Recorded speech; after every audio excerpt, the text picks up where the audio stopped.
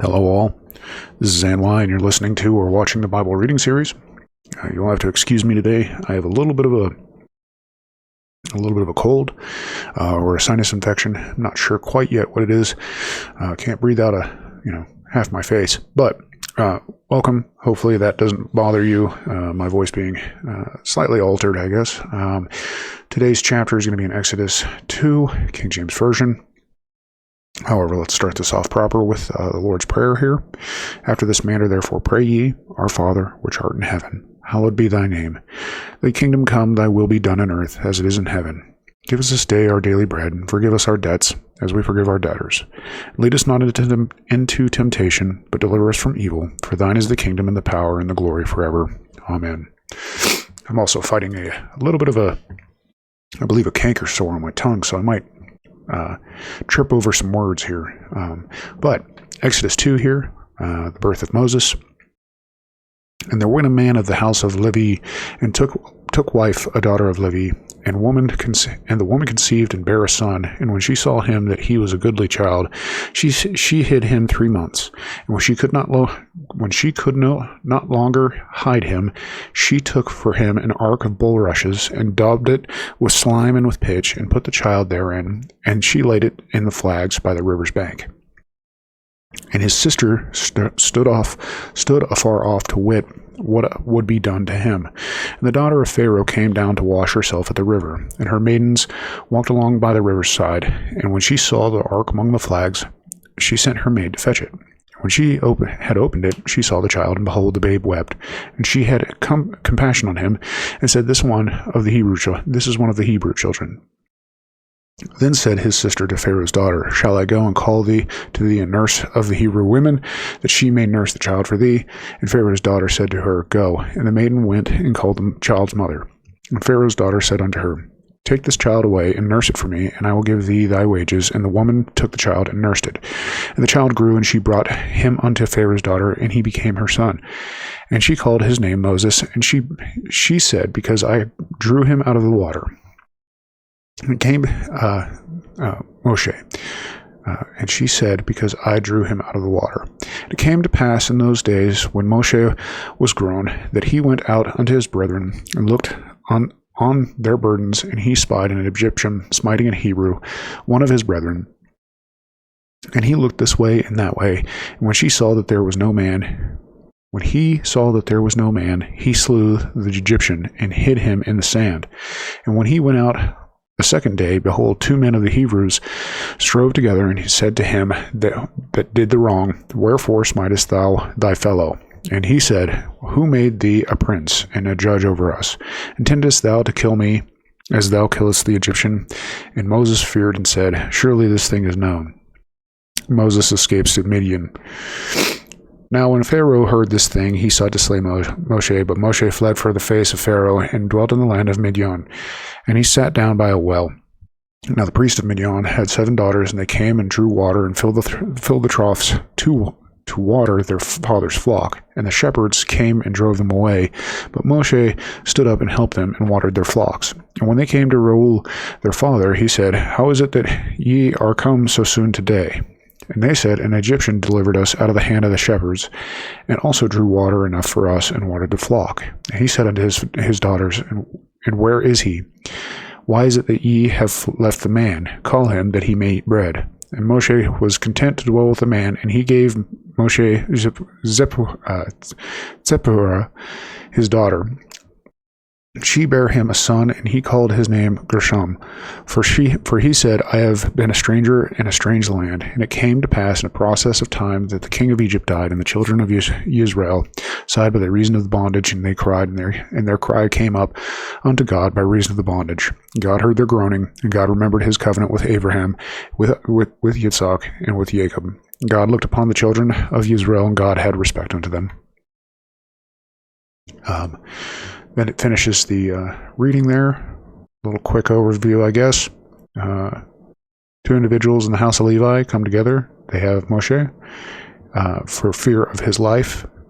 The mother puts him into an ark, a little tiny thing of bulrushes, the outside with pitch, the inside with clay. puts him in the bank of the Nile.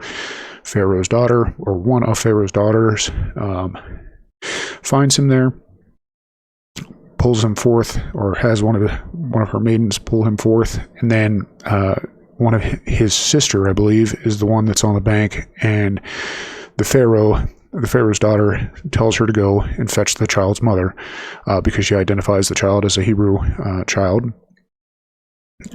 He is now reared by the mother, but Pharaoh's daughter calls him Moshe, which means because I drew him out of the water, which is the name that he keeps throughout all of Exodus.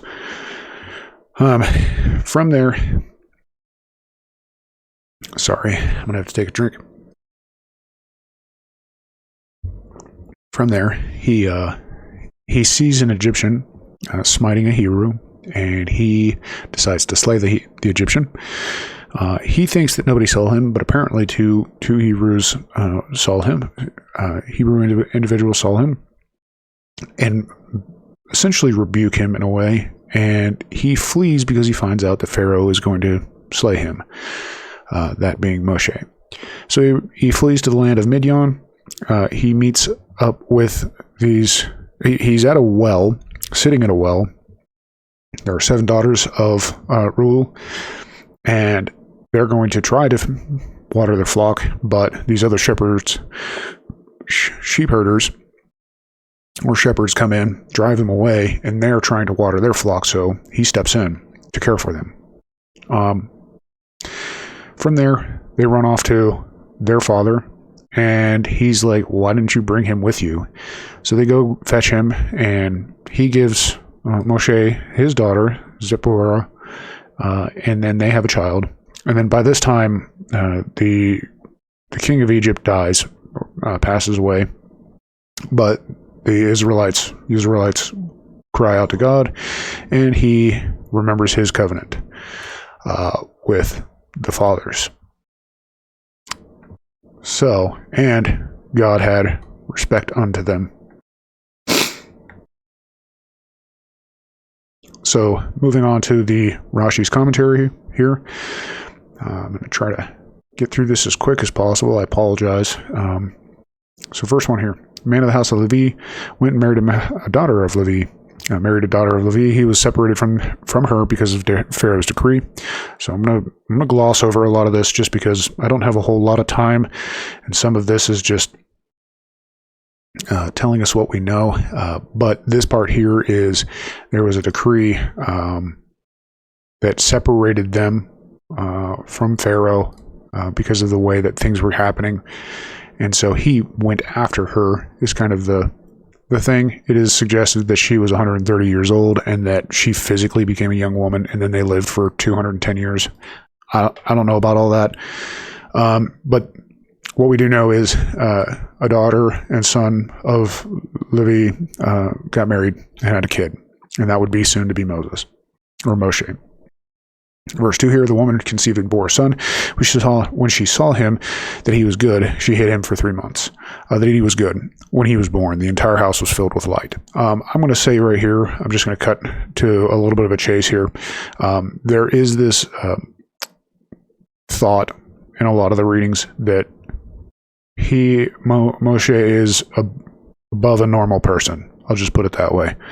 I fear to straw man and say that they kind of look at him as a deity, but there's some things that happen that are like his neck turns into ivory, so that he can't, they try to chop his neck off, but it can't happen because his neck is ivory, and some other things happen. So it's quite, I will say right now, just because I'm not in the right mind, a little outlandish in my opinion.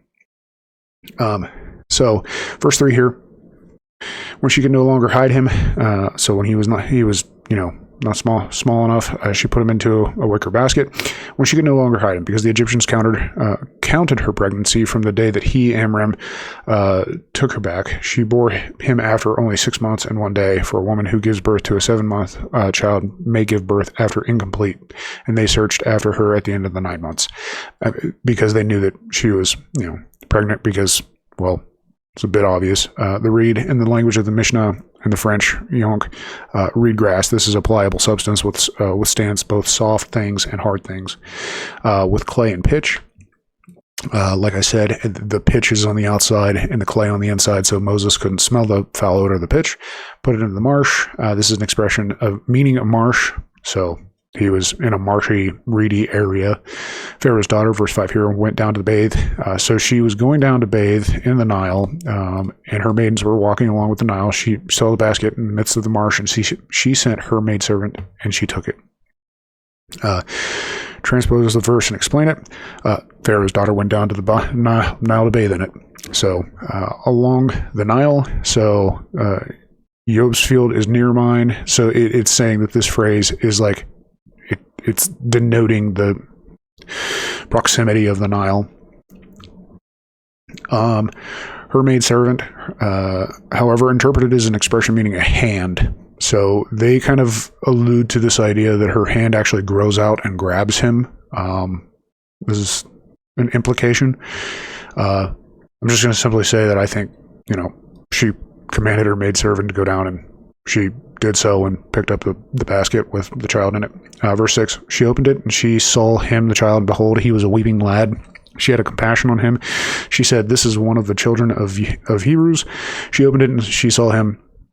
Who did she see? So this here, the child, is a midrashic interpretation, is that she saw the Shekinah, which, if you haven't watched the Genesis part, this is, I don't know if I still have it, is a Hebrew term for the imminent dwelling or manifestation presence of God in Judaism. So think of it as like the Holy Spirit in our vernacular, I guess, would be the way to say that. So she opens it up and sees the child manifest with the Shekinah. And behold, he was weeping. So he was making a noise. Verse 7, his sister said to Pharaoh's daughter, shall I go and call for you a wet nurse from the Hebrew women, so that she shall nurse the child from you? From the Hebrew women.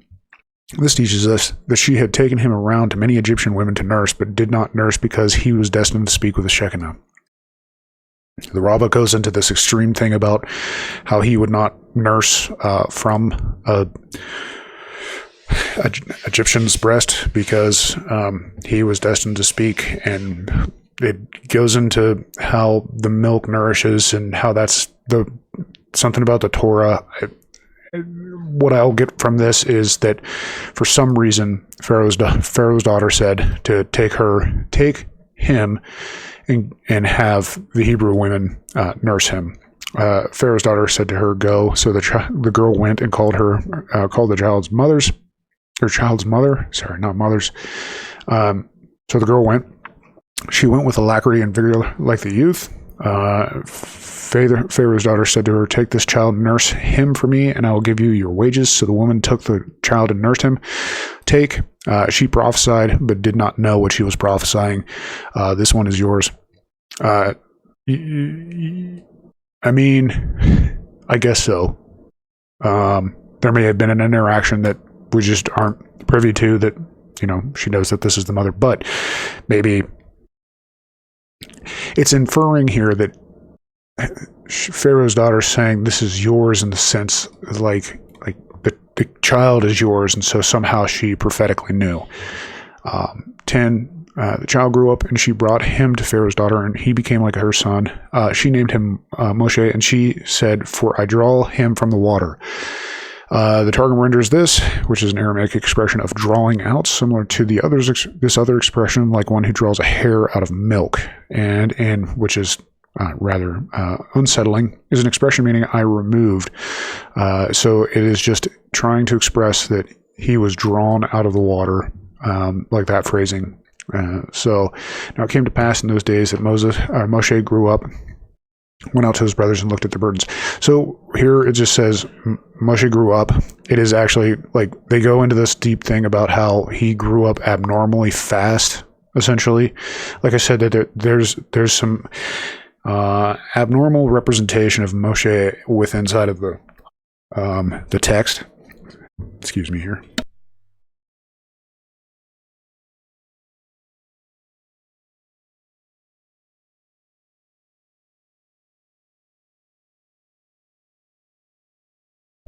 Sorry about that, especially for such a long delay. nose is bothering me here. So, like I said, they kind of assume he has a bit of an abnormality of growing, of being human, period, and looked at their burdens. He directed his eye and his heart to distressed over them. So he observed the fact that they were being, put to task. An Egyptian man, he was a taskmaster appointed over the Israelites. Officers, he would wake them with a rooster crowed to call them to work. Striking a Hebrew man, he was lashing and driving him. So here, this individual, this Egyptian, apparently had relations with one of the Hebrew men's wives. Really long thing drawn out, but basically it's trying to give reason to why this was happening. The thought is that the taskmaster eyed the wife, found her attractive, commanded the man to come out in the middle of the night. He went in. The wife didn't know who it was. She assumed it was the husband. Man came out. The husband ascertained what exactly happened. So now the taskmaster drove him harder the next day because he didn't want to deal with the consequences or something. I don't. It's quite detailed story, but verse 12 here, he turned this way and that way. Speaking of Moshe, he saw that there was no man, so he struck the Egyptian and hit him in the sand. He turned this way and that. He saw that the Egyptian had done to him, the Hebrew in the house, what he had done to him in the field. But according to this, to its simple meaning, it is to be interpreted according to its apparent meaning. He looked in all directions and saw that there was no one had seen him slay the Egyptian. And he saw that there was no man. There was no man destined to be descended from him, the Egyptian, who would become a proselyte, a convert. It's a very different understanding, but essentially that, yeah, he would become a Hebrew, but he would not have children or something along those lines. But verse 13, he went out on the second day, and behold, 2 Hebrew men were quarreling, and he said to the wicked one, why are you going to strike your friend? So here, Moshe sees 2 Hebrew men, and they're quarreling, they're bickering, and he's like, hey, what are you doing? So they were the ones who saved some of the manna. So there's this concept that they were eating manna at this time as well, when they were forbidden to leave it overnight. Exodus 16. Yeah. That's a reference to future Exodus, if you're unfamiliar with it. So it's saying that it's inferring that they're quarreling over manna, but I don't have any, reason to believe that they have manna at this point. So they were just quarreling, probably because of strife. People that are, put under pressure are going to probably quarrel with each other. So they were fighting. Why are you going to strike? Although he had not struck him, he is called wicked for merely raising his hand to strike him. So this is interesting. He's considered wicked. He said to the wicked one. This is a common thing. Wickedness, the intent of his heart. If you go all the way back to my chapter 4, when I talk about Cain and Abel, I go into this kind of in depth. So change the orientation of your heart. So anyways, he is jealous, essentially. If I can ascertain anything from that of the other one, and he wants to strike him, your friend, a man like you. So not technically a friend, but an individual that is identical. Why are you going to strike, one of your own? And he retorted, who made you a man, a prince, and a judge over us? This verse 14 here. Who made you a man? You are still a youth. So yeah, in the understanding, when you're 20 years old, you're not a man yet. It's 40 years old when you can become a man. Do you plan to slay me? Literally, do you say to slay me? For from here we learn that he slew him from the ineffable name. Moshe became frightened, to be explained according to its simple meaning. Moshe was afraid Pharaoh would kill him. Midrashically, it is interpreted to mean that he was worried because he saw in Israel wicked men, informers. He said, since this is so, perhaps the Israelites do not deserve to be redeemed from slavery. This is a prophetic thing, like he's like looking forward in time with a divine ability.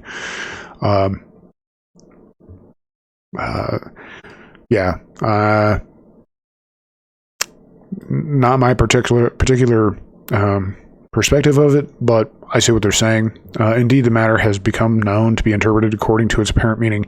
It was known that he had slain the Egyptian. Its midrashic interpretation, however, is the matter I was wondering about. Example, why the Israelites are considered more sinful than all the 70 nations of the world to be subjugated with backbreaking labor has become known to me. Indeed, I see that they deserve it. So there's a bit of a looking at them and going, well, you sinned, therefore, this subjugation. I'm not necessarily sure I side on that, but I can, once again, kind of like the Moses became frightened text here, I can see what they're saying. Verse 15, Pharaoh heard of this incident and he sought to slay Moshe. So he fled from Pharaoh, the king here. He stayed in the land of Midian. So Pharaoh heard. They informed him. So one of the things that it's implying is that they're snitches. Is kind of the idea here. And he sought to slay Moshe. He delivered him to the executioner to execute him, but the sword had no power over him. That is the meaning of what Moshe said. And he saved me from Pharaoh. Yeah, like I said, there's a huge thing about how he has his neck becomes something, and yeah. So a little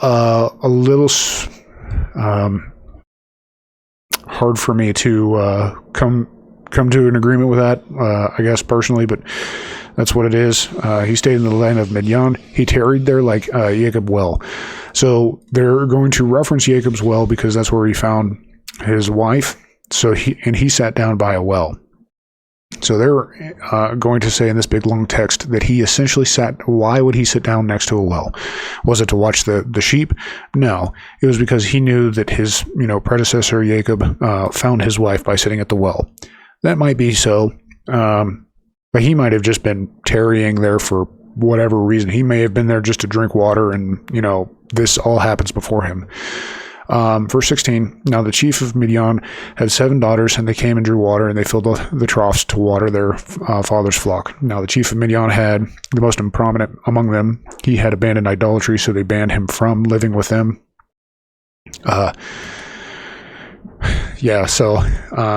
The troughs, pools of running water made in the ground. Verse 17 here, but the shepherds came and drove them away. So Moshe arose and rescued them and watered their flock and drove them away because of the ban. So there's some back.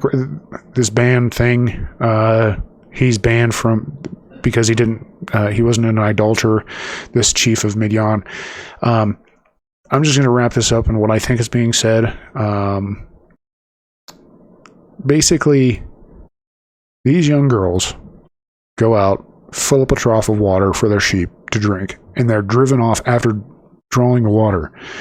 One of the things the Rabbah does reference is that it's typically the man's job to pull the water up, and then it's the woman's job to water the flock. So that it's backwards here. And Moses judges this. This is another thing and why I don't think the sitting down part is exactly for him to find a wife. Sometimes this sitting down thing is a mode of judgment in context, I guess. And so he is judging what is going on here, and he sees that it is improper, and so he comes in and he protects the girls from the men, if I understand that correctly. So verse 20 here, he said to his daughters, so where is he? This is Reuel saying to his daughters that came to him and told him about Moshe. So where is he? Why have you left the man? Why have you left the man? Recognize him, Moshe, as being a seed of Jacob, for the water rose toward him. Okay, so the reason why it's saying this is because they say an Egyptian man rescued us. Now, let him eat bread. Perhaps he will marry one of us. So this is where they get their idea that he's, sitting next to the well. But I'm going to return to this preceding thought that I had there for a second. It seems like I did skip over. They said he's an Egyptian man, and so the text goes into this great length to say that. And it's told by a story of a man who's bitten by a snake and runs into a river, and there's a girl drowning. And so he picks the girl up out of the water, and she says, "Thank you for saving me." And he says, "It was only because I was bitten by the snake that I was in the water to save you." So they attribute the death of the man that Moses smote as the reason why he's there in the first place. And that's why he saved them. So instead of them thinking that Moshe is an Egyptian, which another text says that's what they thought. So take it or leave it. Verse 21 here, Moshe consented to stay with the man, and he gave him his daughter. Consented. So there's this contractual agreement that's made with the father, basically saying, Moshe swore to him that he would not move from Midian except with consent. Now it came to pass in those many days that this is verse 23 here. Many days that the king of Egypt died, and the children of Israel sighed from the labor, and they cried out, and their cry ascended to God from the labor. Now it came to pass in those days that Moshe sojourned in Midian, that the king of Egypt died, and Israel required a salvation, and Moshe was pasturing, and salvation came through him. Therefore, these sections were juxtaposed, the section dealing with the king of Egypt affliction, and that dealing with Moshe pasturing the flock, that the king of Egypt died. He was stricken, and he would slaughter Israelite infants and bathe in their blood. There's a back and forth. Essentially, I'm just going to go with this side, that he passed because he did what he did. But the next part here, verse 24, God heard their cry, and God remembered his covenant with Abraham, with Yitzhak, and with Jacob. Their cry from the city, people groan. So they were groaning towards God, their complaints, his covenant with Abraham, so his promise.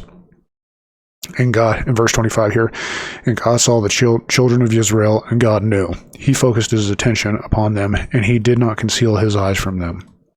So here, he turned his gaze upon them would be another way of saying that. But the final point here is this is a common thing that we need to, in my life, and I'm fighting it myself, is remembering that God remembers what he says he'll do. Very, very serious moment there, in my opinion, in my estimation, I guess. Sorry for such a lackluster chapter on my part. Not that chapter is lackluster, it's me being sick and trying to get through this quickly. I have a few other things that are, really vying for my time as well. So I hope that this was still a blessing to you and that you garnered something out of it. So I hope to see you on the next one, and thank you for listening to the end.